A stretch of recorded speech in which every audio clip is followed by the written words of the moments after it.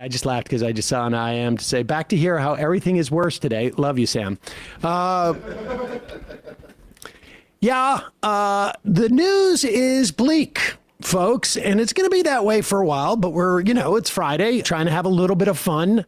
I took some inspiration, I have to say. I think it was Mamdani's interview with... I've had it. Yes. Where he was talking about the scavenger hunt and saying, we got to have some fun, too, which is, I'm not going to lie, it's hard to do in the face of a lot of the horrors that are going on around the world. But you need to have a little bit of fun so that you maintain the energy for pushing for some justice and positive change. And otherwise, you're just going to go batty. Did I mention it? You might still go batty. I was just about to say, did I mention Emma's out today? And I can't remember anything.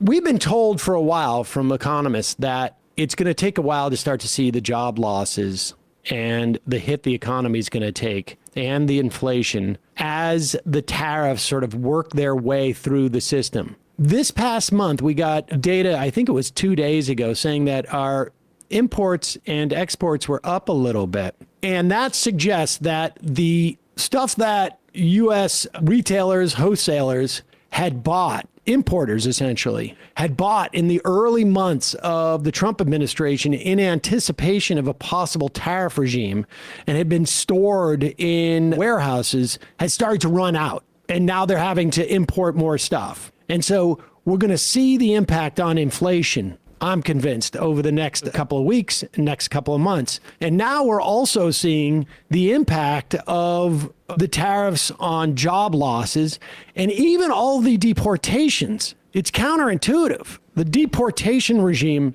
has also inhibited hiring of native-born Americans because businesses can't operate, in many instances, because they've lost a significant amount of their trained workforce, whether it's construction or other services.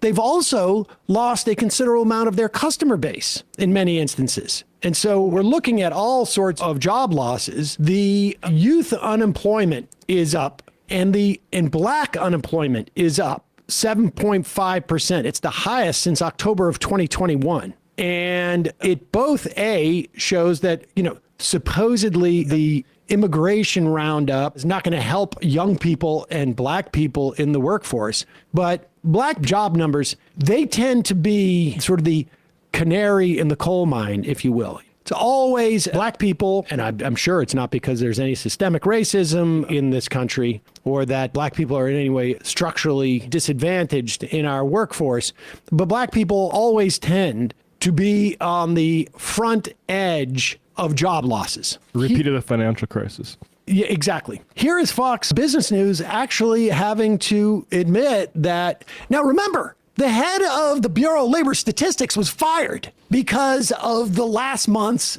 job numbers. So these are the good ones. Good. Go through them, Lauren. Yep, I sure do. 22,000 jobs added in the month of August.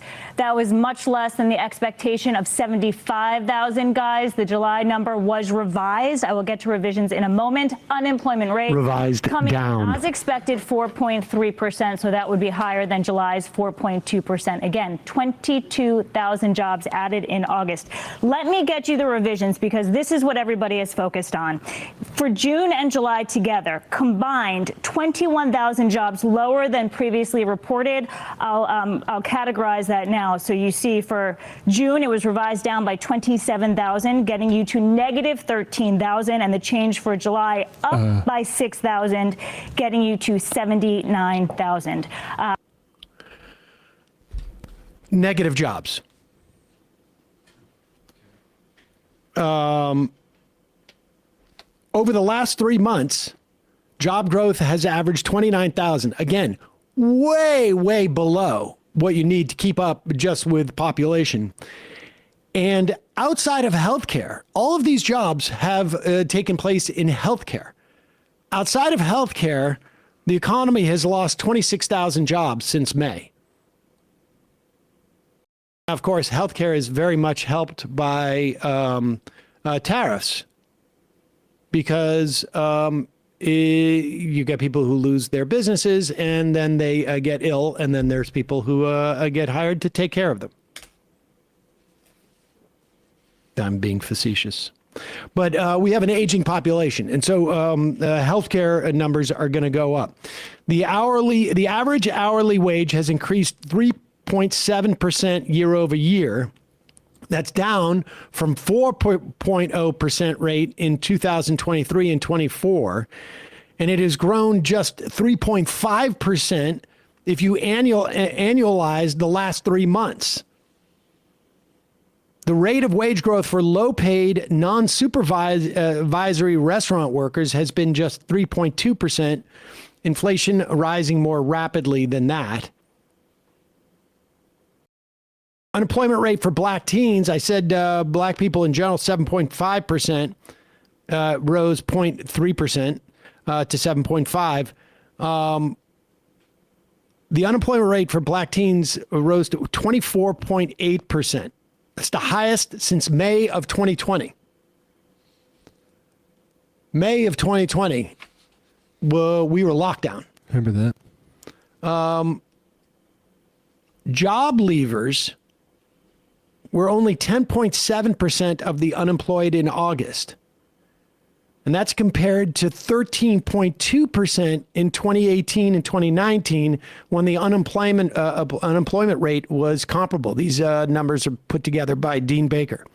And so what that means is people are afraid. People have a sense that the job market is really soft and they're not going to willingly leave. The share of unemployed who have been unemployed for 27 weeks or more rose to 25.7%. That's the highest since February of 2022. Again, that's in the wake of COVID. The manufacturing sector, remember, this is a big thing of the tariffs. We're gonna build things in America again. Look at this poster. We just need time. We just need time. 12,000 jobs lost in August. Auto manufacturing, 7,300 jobs lost in August. Jobs in auto manufacturing are down almost 23,000 over the last year. But things that we're building. How many concentration camp guard jobs did we create, though? That's coming in. We haven't seen those numbers yet, but we're building. Lost 7,000 construction jobs in August. And jobs in scientific research and development fell by 3,600 in August. Not that many, except for it tends to be research and development in science that we get innovations, et cetera, et cetera. We're not going to be in that business anymore. That number, I suspect, is going to go higher and higher, and it's going to be driven by voluntary job leaving, if not job losses, because people are going to go to different countries. The scientists are going to go where their skills are actually wanted and rewarded. So manufacturing loss, that's a function. Again, the tariffs are supposed to be geared towards that. Jobs for men that were going to come back once our manly men are making all the manufacturing again. Men have lost 56,000 jobs over the last 4 months.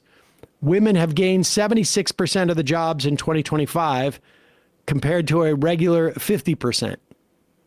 That's probably my guess. My guess is that's a function of most of the job gains coming in healthcare. The native-born unemployment rate is at the highest levels since the pandemic. Oh. Somehow don't think Stephen Miller will stop using reason to hunt down every non-white person. I suspect you're right. But what happens when you fire the head of the BLS so you can no longer pretend like these jobs numbers are rigged? And again, I'm going to trust that the numbers coming out here are not rigged just because there's a Trump crony in there now. Because, the idea of a limited hangout, well, we got to, don't make the lie too big. But let's just assume these numbers are, in fact, accurate. The Trump people can't complain about it anymore because it's their people at the BLS. And they obviously know things are getting worse.